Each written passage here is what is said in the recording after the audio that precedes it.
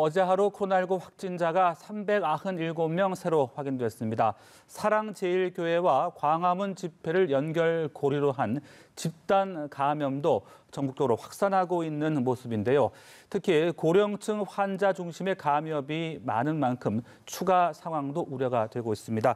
오늘 이 시간 감염내과 전문의 신상엽 한국의학연구소 학술위원장과 자세한 상황 이야기를 좀 나눠보겠습니다. 안녕하십니까? 네, 안녕하세요. 네. 자, 지금 신규 확진자 수가 400명에 지금 거의 육박을 했습니다. 또 이 해외 유입을 제외하면 수도권에서 290여 명, 비수도권도 거의 지금 100명 가까이 나오면서 이게 양상이 전국적으로 확산을 하고 있다 이렇게 봐야 되는 겁니까? 예, 그렇습니다. 지금 이제는 더 이상 수도권 중심의 유행이 아니라 이제 방역 당국에서도 이제 사회적 거리두기 2단계를 전국으로 이제 확대할 수밖에 없었고요. 네.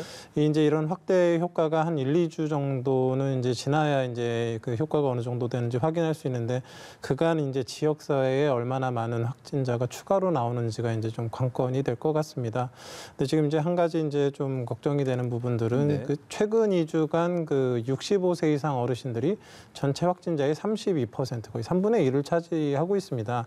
근데 이런 이제 그 어르신들 같은 경우는 보통 5일에서 10일 정도 진단 이후에 갑자기 위중증으로 빠지면서 이제 그 위중증 환자가 증가하고 그다음에 그 관련된 이제 병상이나 이런 치료에 이제 부담이 가게 되는데 지금 이미 이제 어느 정도 위중증 환자가 급격하게 느는 양상을 보이고 있어서 네. 이런 부분들까지 또 잘 관리를 해야 되는 숙제가 하나 더 생겼다고 생각을 합니다. 네. 자, 그렇다면은 지금 이 정은경 본부장도 발언을 하긴 했어요. 이 3단계로 가야 되느냐, 검토를 해야 되는 상황이다라고 언급을 했는데 위원장님 보시기에는 지금 3단계 조치로 격상을 해야 되는 건지 어느 정도 심각하게 보고 계십니까? 지금 전국 단위로 너무 이제 유행이 다양하게 나타나고 있기 때문에 네. 결국 이제 방역 당국이 아무리 노력을 해도 지금 소위 얘기하는 깜깜이 환자, 그 감염 경로를 모르는 환자가 20%를 넘어갑니다.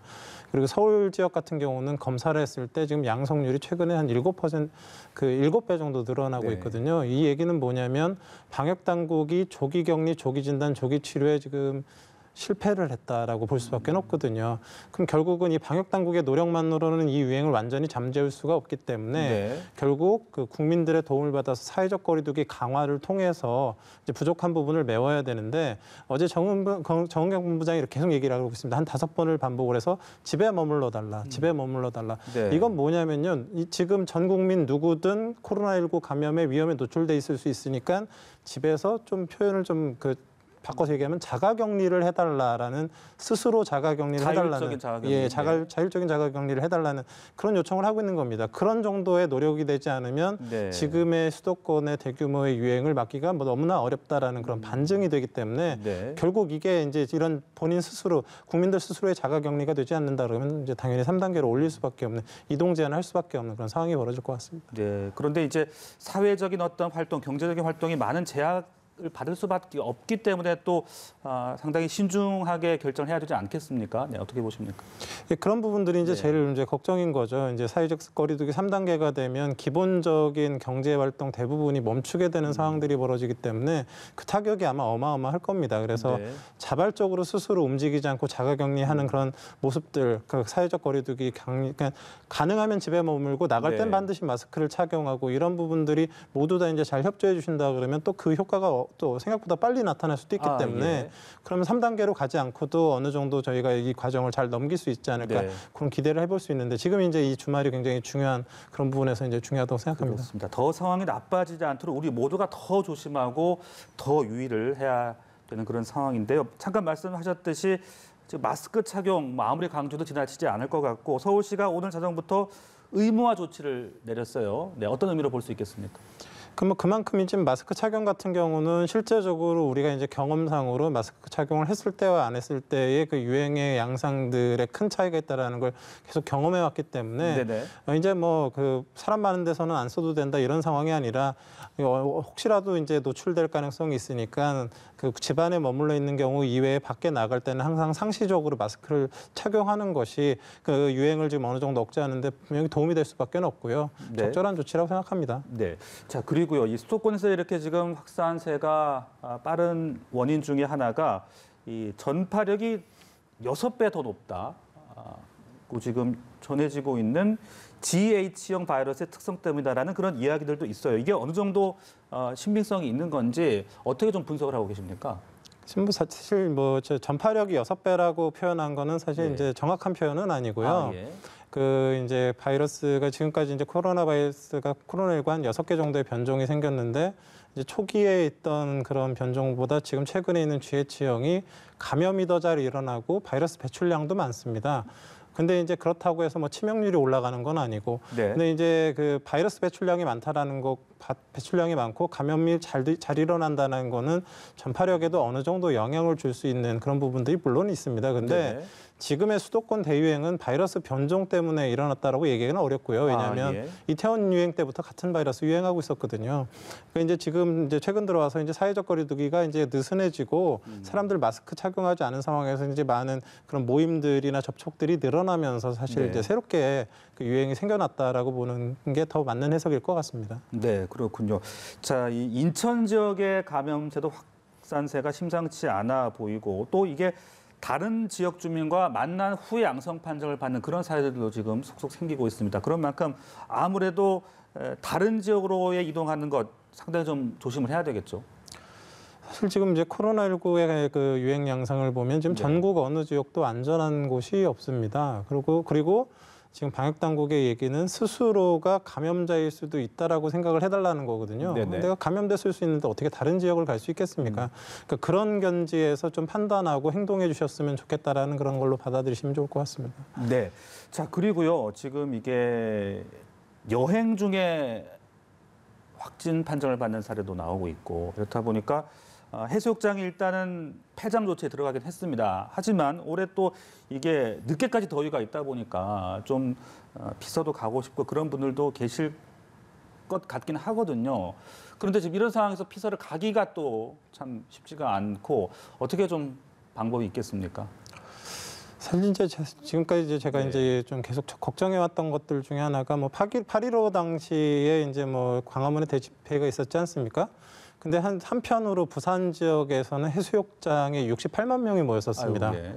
그러니까 사실 뭐 이 코로나19가 지역사회 조용한 전파를 주된 그런 원인으로 하고 있는데 광화문 집회에서의 위험도 당연히 있었겠지만 분명히 부산 지역의 해수욕장에서 제대로 마스크 쓰지 않고 밀접 접촉하는 가운데서의 전국적인 확산 우려도 분명히 있었던 부분들이 있거든요. 네네. 지금 이제 전국적인 유행이 이제 이렇게 드러난 상황에서는 가급적이면 어찌 보면 그런 사람 많은 곳에 방문은 최대한 피하셔야 될 것 같고 네. 혹시라도 가셨어도 뭐 음식을 드시거나 음료를 마시는 그런 순간을 제외하고는 항상 마스크를 쓰셔야만 지금의 유행을 어느 정도 억제할 수 있다라고 생각을 합니다. 아무래도 많은 사람이 몰리는 곳은 가급적이면 자제를 할 수밖에 없는 그런 상황이 아닐까 싶습니다. 자, 그런가 하면요. 이 서울 지역 코로나 양성률이 4.27%로 역대 최고치 이달 들어서 7배 이상 급등을 했다고 합니다. 이거는 어떻게 우리가 지금 해석을 해야 되는 겁니까? 사실 좀 안타까운 일이 벌어지고 네. 있는 거죠. 왜냐하면 이제 방역 당국에서 이제 유행을 굉장히 초기에 인지하고 거기에 위험하게 접촉한 사람들을 빨리빨리 찾아내서 이제 검사를 진행하게 되면 네. 그 빨리 그 찾아냈기 때문에 감염이 되기 전에 찾아낼 수 있지 않습니까? 그러니까 감염률이 떨어집니다.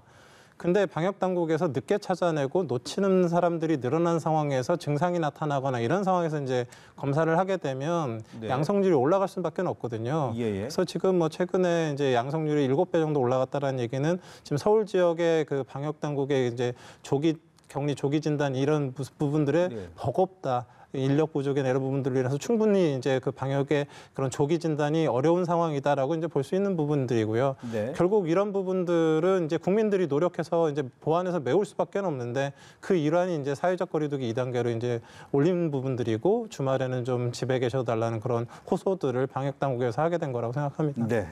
자, 알겠습니다. 그리고 자, 지금 2학기 지금 개학이 막 시작이 됐는데 참 2학기는 좀 등교 수업을 할 수 있을까 그런 기대도 잠시 했었습니다만은 지금 상황이 계속 쉽지가 않습니다. 이게 학생들은 또 무증상 감염도 많다고 하더라고요. 그렇다면 이게 단순히 등교 인원수만 줄이는 게 괜찮은 건지 좀 더 강한 조치를 또 취해야 되는 건지 학생들, 학부모들 걱정하실 것 같은데요. 뭐 일단 지금 사회적 거리두기 2단계의 상황에서는 이제 결국 이제 등교하는 인원수를 줄여서 이제 밀집도를 낮추는 게 이제 1차적으로 이제 제시가 되고 있는 거고 네네. 그 안에서 이제 가능하면 이제 마스크 착용을 잘하고 이제 이런 것들만 사실 잘 지켜줘도 사실 무증상 감염자가 설령 그 안에 있더라도 이제 감염량률은 떨어집니다. 근데 결국 이제 이런 지역사회 감염 양상이 너무 심각하기 때문에 언제든 가정에서도 이제 아이들이 걸려갖고 학교로 올 수 있는 상황이 벌어진다 그러면 결국 이제 3단계로 가면 이제 등교 수업 자체가 어려워지기 때문에 뭐 아마 그렇게 이제 결국 등교 수업이 나중에 이제 점점 악화가 된다 그러면 등교 수업을 못 하게 되는 그런 상황이 벌어질 것 같습니다. 네, 이 등교를 했을 때도 당연히 계속해서 방역 수칙 준수가 중요하겠죠. 어떤 점들을 유의를 해야 될까요? 뭐 결국은 이제 뭐 학교 내에서야 뭐 나름 이제 선생님들이 잘 관리를 할 수 있고 그런 부분들이 있지만 어찌 보면 이제 가장 중요한 거는 이제 등하교 부분이라고 생각합니다.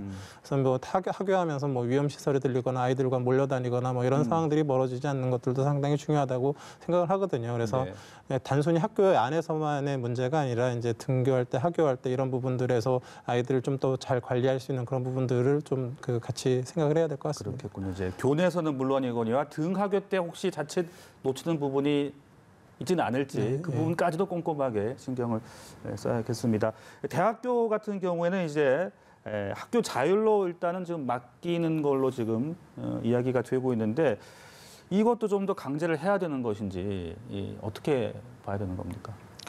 사실 뭐 참 어려운 부분들이 네네. 있죠. 뭐 대학이라는 곳이 이제 학생들을 잘 가르쳐야 되는 일단 1차적인 목표가 있는데 그 뭐 일부 전공들은 뭐 온라인으로 할 수 없는 경우들도 있고 그렇기 때문에 이제 특수한 상황들이 좀 과마다 이제 네네. 전공마다 벌어질 수밖에 없어 이제 아마 이런 이제 부분들이 있거든요. 그 모든 과에 대해서 동일하게 강제하기 어려운 부분들이 있어서 아마 이제 지금 사회적 거리두기 2단계 정도까지는 어느 정도 이제 대학의 자율권을 주고 있다라고 생각을 하는데요.